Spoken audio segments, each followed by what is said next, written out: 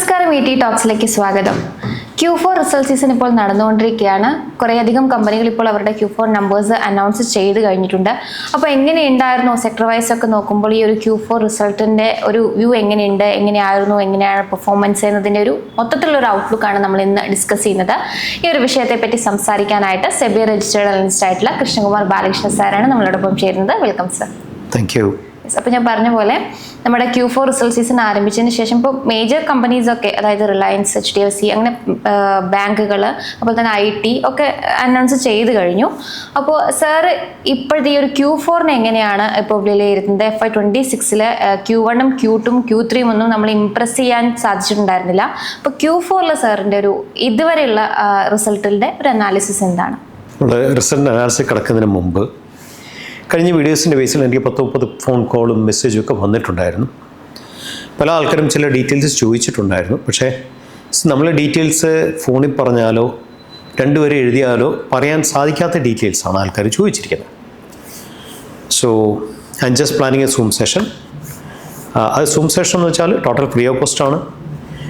സെബിയുടെ നിയമപ്രകാരം റിസർച്ച് അനലിസ്റ്റുകൾ ഞങ്ങൾക്ക് 3 months back data മാത്രമേ സംസാരിക്കാൻ സാധിക്കത്തുള്ളൂ ടെക്നിക്കൽ സൈഡിൽ. അപ്പോൾ ഒരു ചാർട്ട് നിങ്ങളെ കാണിക്കുവാണെങ്കിൽ എനിക്ക് 3 months ബാക്ക് ഡേറ്റ മാത്രമേ എനിക്ക് നിങ്ങളെ കാണിക്കാൻ സാധിക്കത്തുള്ളൂ. അതാണ് ഒന്നാമത്തെ കാര്യം.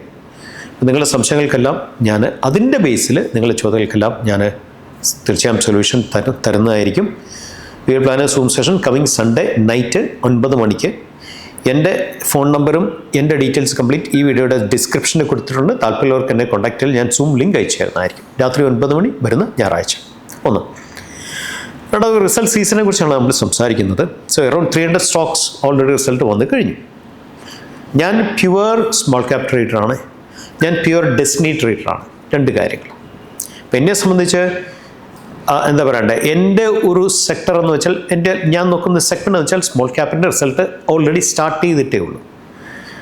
സോഫാർ വന്ന റിസൾട്ടുകൾ നമ്മൾ അനലൈസ് ചെയ്യാൻ നേരത്ത് small and mid segment versus large cap segment analyse ചെയ്താൽ 70% ഓഫ് റിസൾട്ട്സ് എക്സലൻ്റ് ആണ് സ്മോളിൽ നിന്നും മിഡിൽ നിന്നും വന്നിരിക്കുന്നത്. അതേസമയം ലാർജ് ക്യാപ്പിൽ വന്നിരിക്കുന്നത് ഹാർഡ്ലി 30% ഉള്ളൂ എക്സലൻ്റ് ആയിട്ട്. ഒന്ന്. രണ്ടാമത്തെ കാര്യം IT റിസൾട്ട്സ്, IT ഗൈഡൻസ്, ഐടിയുടെ ബേസിക്കലി ഐടിയുടെ ഏറ്റവും വലിയ ആൾക്കാർ നോക്കുന്ന സംഗതി എന്താണെന്ന് വെച്ചാൽ എന്തുമാത്രം ഡീൽ വിൻസ്, അതിൻ്റെ സൈസ്, എക്സിക്യൂഷൻ സ്റ്റാൻഡേർഡ്സ്, അതെല്ലാം കമ്പാരിറ്റീവ്ലി എന്താ പറയണ്ടേ അത്ര എൻ്റർപ്രൈസിങ് ആണെന്ന് പറയാൻ സാധിക്കത്തില്ല. അതേസമയം സിമെൻറ്റ് സ്റ്റോക്സിൻ്റെ റിസൾട്ട് ഇന്നലെ സ്റ്റാർട്ട് ചെയ്തേ ഉള്ളൂ.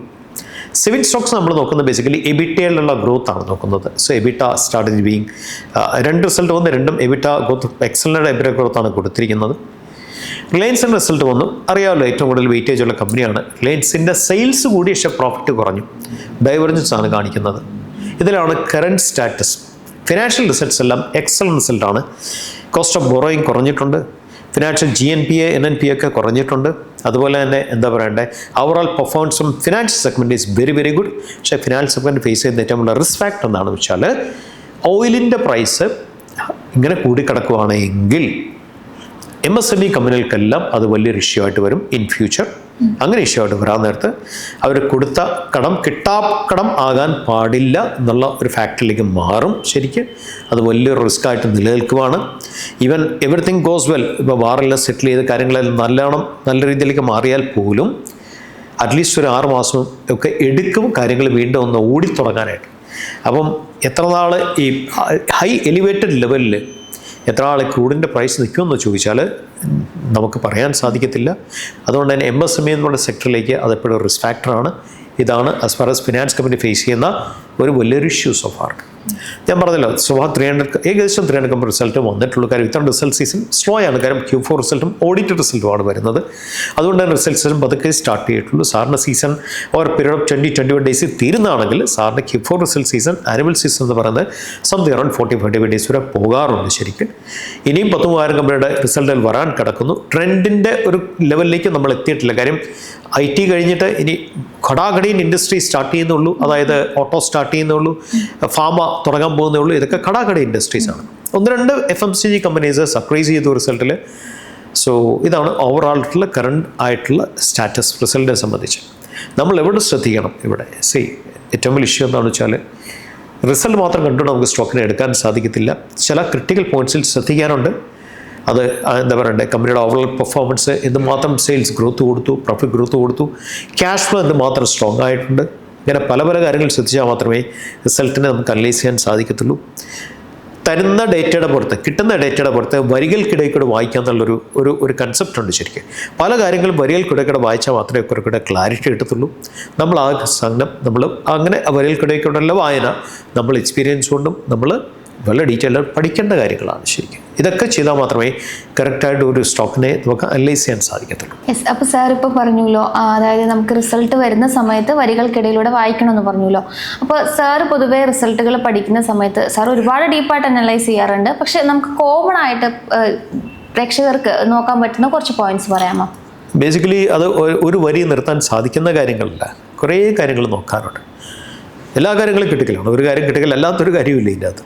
എന്നാലും ഏതാനും കാര്യങ്ങൾ നോക്കുകയാണെങ്കിൽ നമ്മൾ ശ്രദ്ധിക്കേണ്ട ഏറ്റവും മെയിൻ കാര്യം എന്താ പറയണ്ടേ, എല്ലാവരും പി റേഷ്യോ വാല്യുവേഷൻ എന്നൊക്കെ പറയും. ഞാൻ അതിൻ്റെ അകത്ത് അത്ര വലിയ വിശ്വാസം ഇല്ലാത്തൊരു വ്യക്തിയാണ്. കാര്യം പി റേഷ്യോ കോണ്ടെക്സ്റ്റലാണ്. ചില സ്ട്രോങ് ഇൻഡസ്ട്രിയുടെ പി റേഷ്യോ എപ്പോഴും കൂടി നിൽക്കും, മനസ്സിലായി. അപ്പം കമ്പനിയുടെ പി റേഷ്യോ എപ്പോഴും കൂടി നിൽക്കും. ഈ കമ്പനിയിൽ കറക്ഷൻ വരുന്നതിനും ഒരു പരിധിയുണ്ട്.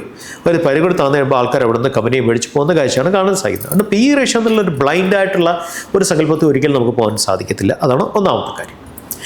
എന്നാലും പി റേഷ്യോ വെച്ച് നോക്കാൻ നേരത്ത് നമുക്ക് റീസണബിൾ ആണ് എന്ന് തോന്നണമെങ്കിൽ നമുക്ക് മാർജിനൽ സേഫ്റ്റി എന്നുള്ള കൺസെപ്റ്റ് വളരെ ക്ലിയർ ആയിരിക്കണം. ROC വളരെ ക്ലിയർ ആയിരിക്കണം. നമ്മുടെ കടം, കമ്പനിയുടെ കടം, ഈ കോസ്റ്റ് ഓഫ് ഡെറ്റ് എന്ന് പറയുന്നൊരു കൺസെപ്റ്റ് ഉണ്ട്. ശരി, cost of debt something around 10 to 11% ആണ്. ഈ ഡെറ്റിൻ്റെ കോസ്റ്റിനെ കവർ ചെയ്ത് വേണം കമ്പനിക്ക് ആ രീതിയിലുള്ള നല്ല ROC വേണം. ശ്രദ്ധിക്കേണ്ട കാര്യം. അതുപോലെ തന്നെ ഓപ്പറേറ്റിംഗ് പ്രോഫിറ്റ് എങ്ങനെ വന്നു എന്നുള്ള വലിയൊരു ഫാക്ടറാണ്. സെയിൽസ് കൂടി വന്നതാണ്, എക്സ്പെൻസ് കുറഞ്ഞു വന്നതാണ് ഓപ്പറേറ്റിംഗ് പ്രോഫിറ്റ്, OPM എക്സ്പാൻഷൻ. പിന്നെ ബേസിക്കലി അതർ ഇൻകം കൂടാതെയുള്ള പെർഫോമൻസ് ആണ് നോക്കുന്നത്. അതർ ഇൻകം കൂടുതൽ പെർഫോമൻസ് നോക്കിയാൽ നമ്മുടെ ഓൺ പെർഫോമൻസ് അല്ല, നമ്മുടെ തറവാട് സ്വത്താണ്. അതല്ല വേണ്ടത്. നമ്മുടെ ഓൺ എഫർട്ടിൽ എന്ത് പെർഫോമൻസ് വന്നു, EPS എന്ത് വന്നു, ആനുവൽ ലെവലിൽ എന്ത് വ്യത്യാസം വന്നു, ശരിക്കും എങ്ങനെയാണ് ബാലൻസ് ഷീറ്റ് മാനേജ് ചെയ്യുന്നത്, ഹെൽത്തി ആണോ, ഇതൊരു ഡൈലേഷൻ വന്നിട്ടുണ്ടോ ബാലൻസ് ഷീറ്റിൽ, നമ്മുടെ എന്താ പറയണ്ടേ റിസർവ് കൂടിക്കൊണ്ടിരിക്കുവാണോ, ഡെറ്റിനെ മാനേജ് ചെയ്തുകൊണ്ടിരിക്കുവാണോ, ക്യാപിറ്റൽ വർക്കിംഗ് പ്രോഗ്രസ് എങ്ങനെയാണ് നടക്കുന്നത്, ആ ക്യാപിറ്റൽ വർക്കിംഗ് പ്രോഗ്രസിൻ്റെ ഒരു പ്ലസ് പോയിന്റ് കൊണ്ട് അത് റവന്യൂവിൽ കോൺട്രിബ്യൂട്ട് ചെയ്യുന്നുണ്ടോ. CWP കഴിഞ്ഞ 3 കൊല്ലമായിട്ട് നടക്കുന്നുണ്ട്, പക്ഷേ റവന്യൂ ഗ്രോത്തിൽ എന്താ കാര്യം ഇതിൻ്റെ അകത്ത്. അപ്പോൾ CWP നടക്കുന്നതിനോടൊപ്പം തന്നെ അത് റവന്യൂവിൽ കോൺട്രിബ്യൂട്ട് ചെയ്യണം. എങ്കിൽ മാത്രമേ CWP നെക്സ്റ്റ് ലെവലിലേക്ക് കമ്പനിക്ക് പോകാൻ സാധിക്കത്തുള്ളൂ. അല്ലെങ്കിൽ കോൺട്രിബ്യൂട്ട് ചെയ്യുന്നുണ്ടെന്ന് മനസ്സിലാക്കാൻ സാധിക്കത്തുള്ളൂ. കാരണം CWP എന്ന് പറയുമ്പോൾ അത്രയും കോസ്റ്റ് ഓഫ് അത്രയും ക്യാപിറ്റൽ അവിടെ ബ്ലോക്ക്ഡ് ആണ്. ഈ ക്യാപിറ്റൽ റിലീസ് ആയി കഴിയുമ്പോൾ മാത്രമേ ROCയിൽ പ്ലസ് പോയിന്റ് വരത്തുള്ളൂ. ശരിക്കും ഇതാണ് അടുത്ത് നോക്കേണ്ട കാര്യങ്ങൾ. ക്യാഷ് ഫ്ലോ ക്രിട്ടിക്കലാണ്. ക്യാഷ് ഫ്ലോ എന്ന് വെച്ചാൽ എന്താ, basically especially operating cash flow. കഴിഞ്ഞ 5 കൊല്ലത്തെ ഓപ്പറേറ്റിംഗ് ക്യാഷ് ഫ്ലോ എന്ന് പറയുന്നത് നമ്മുടെ 5 കൊല്ലത്തെ നെറ്റ് പ്രോഫിറ്റിൻ്റെ മിനിമം 70% വേണം. അപ്പോൾ നമ്മൾ എന്ത് ചെയ്യണം, 5 കൊല്ലത്തെ ക്യാഷ് ഫ്ലോ വേഴ്സസ് 3 കൊല്ലത്തെ ക്യാഷ് ഫ്ലോ എടുക്കണം. 3 കൊല്ലത്തെ cash flow if it is better than 5 year cash flow എന്ന് വെച്ചാൽ എന്തെല്ലാം കാര്യങ്ങൾ മനസ്സിലാക്കാൻ പറ്റും.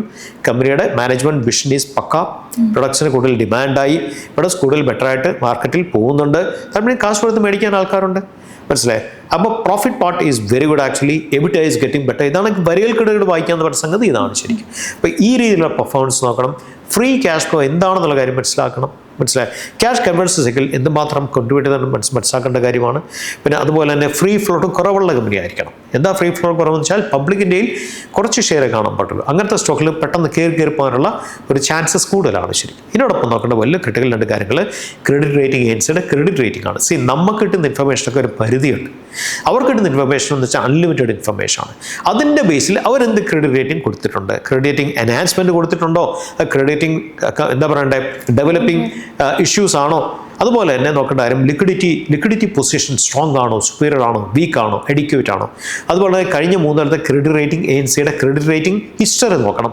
എല്ലാ കൊല്ലം ക്രെഡിറ്റ് റേറ്റിംഗ് ബെറ്റർ ആയിട്ട് വരുന്നുണ്ടോ. ഇതൊക്കെ മാനേജ്മെൻറ്റ് സ്റ്റാൻഡേർഡ്സിനെ എക്സിക്യൂഷൻ ക്വാളിറ്റിയൊക്കെ കാണിക്കുന്ന കാര്യങ്ങളാണ് ശരിക്കും. ഇതിനോടൊപ്പം തന്നെ മ്യൂച്വൽ ഫണ്ട് പൊസിഷൻ നമുക്ക് വലിയൊരു കൺവിക്ഷൻ പോയിട്ടാണ്. ഓരോ മ്യൂച്വൽ ഫണ്ട് എന്ത് പൊസിഷൻ അതിൻ്റെ അകത്തുണ്ട്, കഴിഞ്ഞ 6 മാസം പൊസിഷൻ കൂടുവാണോ ചെയ്യുന്നത്, കുറയുവാണോ ചെയ്യുന്നത്. അപ്പോൾ നമ്മളൊരു സ്റ്റോക്കിനെ സെലക്ട് ചെയ്തെല്ലാം പ്ലാൻ ചെയ്ത് വെച്ചു. നമുക്ക് mutual fund position is drastically comment ആണെന്ന് വെച്ചാൽ നമ്മൾ കാണാത്ത എന്തോ വലിയൊരു വീക്ക്നെസ് അവർ കാണുന്നുണ്ട്. അപ്പോൾ നമുക്കെപ്പോഴും അവരെ ഫോളോ ചെയ്ത് നമുക്ക് നിവൃത്തിയുള്ള കാര്യം നമുക്ക് കിട്ടുന്ന ഡേറ്റ എപ്പോഴും മിനിമലായിരിക്കും. ഇതെല്ലാം നോക്കി മാത്രമേ ഇതിനോടൊപ്പം തന്നെ നോക്കേണ്ട വലിയ ക്രിട്ടിക്കൽ ഫാക്ടർ വിസിബിലിറ്റി എന്ന് മാത്രം ഓർഡർ കയ്യിലുണ്ട്. എക്സിക്യൂഷൻ സ്റ്റാൻഡേർഡ് എങ്ങനെ എന്ത് ക്ലാസ് ആയിട്ട് അവർ എക്സിക്യൂട്ട് ചെയ്യുന്നുണ്ട്, പറഞ്ഞ സമയത്ത് ചെയ്യാൻ സാധിക്കുന്നുണ്ടോ, മാനേജ്മെൻറ്റ് ഗൈഡൻസ് കൂട്ടുന്നുണ്ടോ. ഗൈഡൻസ് അപ്ലിഫ്റ്റ് വരുന്നുണ്ടെങ്കിൽ അതിൻ്റെ അർത്ഥം എന്താ, മാനേജ്മെൻറ്റ് പറഞ്ഞ കാര്യങ്ങൾ നടക്കുകയും ചെയ്യുന്നു, അതിൻ്റെ അപ്പുറം മാനേജ്മെൻറ്റ് കൂട്ടി ചെയ്യും, മാനേജ്മെൻറ്റ് കമ്മിറ്റ്മെൻറ്റിൻ്റെ കാലം മേളിൽ മാനേജ്മെൻറ്റ് പെർഫോം ചെയ്യാൻ സാധിക്കുന്നു.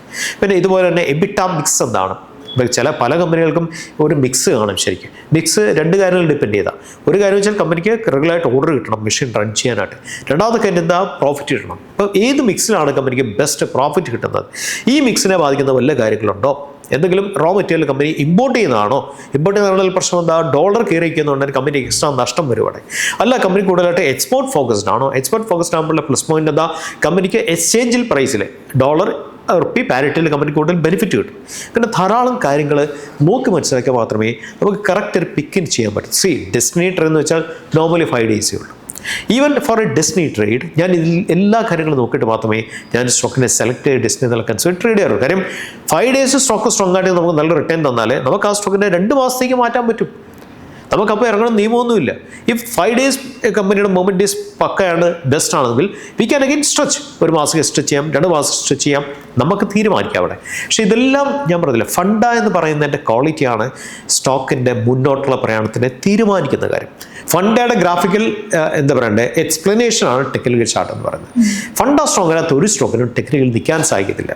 പല സ്റ്റോക്കുകളും കയറി കഴിഞ്ഞാൽ മനസ്സിലാക്കണം, ഈ ഫണ്ടാ മോശമായ സ്റ്റോക്കുകളിൽ കയറി കഴിഞ്ഞാൽ ഒന്ന് ന്യൂസിൻ്റെ ബേസിലേക്ക് കയറാൻ പറ്റും. ന്യൂസിൻ്റെ ഒരു കാലാവധിയുണ്ട്, ഒരു ലൈഫുണ്ട്. ലൈഫ് കഴിയുമ്പോൾ എന്ത് ചെയ്യും, അതിനേക്കാൾ സ്പീഡ് സ്റ്റോക്ക് താഴപ്പം. അല്ലെങ്കിൽ ആരെങ്കിലുമൊക്കെ ഈ പറയുന്ന കണക്ക് എന്താ പറയണ്ടേ മാനിപ്പുലേഷൻ നടത്തി കയറ്റുവാണെങ്കിൽ പല ആൾക്കാർക്കും ഇറങ്ങാൻ വേണ്ടി കയറ്റുന്നതാണ്. അപ്പോൾ എന്ത് ചെയ്യും, പല ആൾക്കാർ ഇറങ്ങിയിട്ട് സാധാരണ റീറ്റെയിൽസ് തലയിൽ ഈ സ്റ്റോക്ക് പെട്ടുപോകും. ശരിക്കും ഇതെല്ലാം നോക്കിയിട്ട് മാത്രമേ സ്റ്റോക്കിനെ മേടിക്കാവുള്ളൂ. വളരെ ക്രിട്ടിക്കലായിട്ടൊരു 2 കാര്യം കൂടെ പറയാം. കഴിഞ്ഞ വീഡിയോയിൽ നമ്മൾ ഡീറ്റെയിൽ എക്സ്പ്ലെയിൻ ചെയ്തു. എന്താണ് എക്സ്പ്ലെയിൻ ചെയ്തത്, സ്റ്റേജ് 4 നിന്നും സ്റ്റേജ് 2 പോകുമ്പോൾ ഏറ്റവും സ്ട്രോങ് സ്റ്റേജ് 2 സ്റ്റോക്കിന് ഹയസ്റ്റ് റിട്ടേൺ ഫാസ്റ്റസ്റ്റ് റിട്ടേൺ കൊടുക്കാൻ സാധിക്കുന്നത്. സ്റ്റേജ് 2 സ്റ്റോക്ക് കിടക്കുന്നത്. 2 3 2 എന്ന് വെച്ചാൽ ആക്സിലേഷൻ, 3 എന്ന് വെച്ചാൽ പുൾ ബാക്ക്. ഈ ആക്സിലേറ്റ് ചെയ്യുമ്പോഴുള്ള ക്യാൻഡിലിൻ്റെ സൈസ്, എന്തുമാത്രം സ്റ്റോക്ക് റിട്ടേൺ കൊടുക്കാൻ പറ്റി, എന്തുമാത്രം വോളിയം ഡെവലപ്പ് ചെയ്യാൻ പറ്റി, തിരിച്ചുള്ള പുൾ ബാക്കിൽ എന്തുമാത്രം ക്യാൻഡിൽ ചുരുങ്ങിയിട്ടുണ്ട്, എന്തുമാത്രം വോളിയം കോൺട്രാക്ട് ചെയ്തു, ഇതൊക്കെ നമ്മളെ ഈ സ്റ്റോക്ക് നിർത്തുന്ന വലിയ വലിയ ഘടകങ്ങളാണ്. നമ്മുടെ കൺവിക്ഷനെ സീരിയസ് ആയിട്ട് സപ്പോർട്ട് ചെയ്യുന്ന ഘടകങ്ങളാണ്. ഇത്രയും കാര്യങ്ങളൊക്കെ നോക്കിയാൽ മാത്രമേ റിയൽ സ്റ്റോക്ക് ട്രേഡിംഗ് നടത്താൻ സാധിക്കത്തുള്ളൂ. യാതൊരു വിധത്തിലുള്ള ഷോർട്ട് കട്ട് വിൻ്റത്തില്ല എന്നുള്ളതാണ് ഏറ്റവും വലിയ സത്യം. പഠിക്കേണ്ട സാധനം പഠിച്ചേ മതിയാകൂ, എങ്കിൽ മാത്രമേ സ്കില്ല് ഡെവലപ്പ് ചെയ്യാൻ പറ്റുള്ളൂ, ഈ ഫീൽഡിൽ ഒരു പ്രൊഫഷണൽ ട്രേഡായിട്ട് നിൽക്കാൻ സാധിക്കത്തുള്ളൂ. Thank you so much sir, ഇത്രയും സമയം നമ്മളോടൊപ്പം ചെലവഴിച്ചതിന്. ഏതായാലും നമ്മളിപ്പോൾ പറഞ്ഞത് എങ്ങനെയൊക്കെയാണ് നമ്മളൊരു റിസൾട്ട് അനലൈസ് ചെയ്യുന്ന സമയത്ത് എന്തൊക്കെ ഫാക്ടേഴ്സാണ് നമ്മൾ ശ്രദ്ധിക്കേണ്ടെന്ന കാര്യമാണ് ഡിസ്കസ് ചെയ്തത്. ഏതായാലും മറ്റൊരു വിഷയവുമായി ഈ ടോക്സ് വീണ്ടും കാണാം.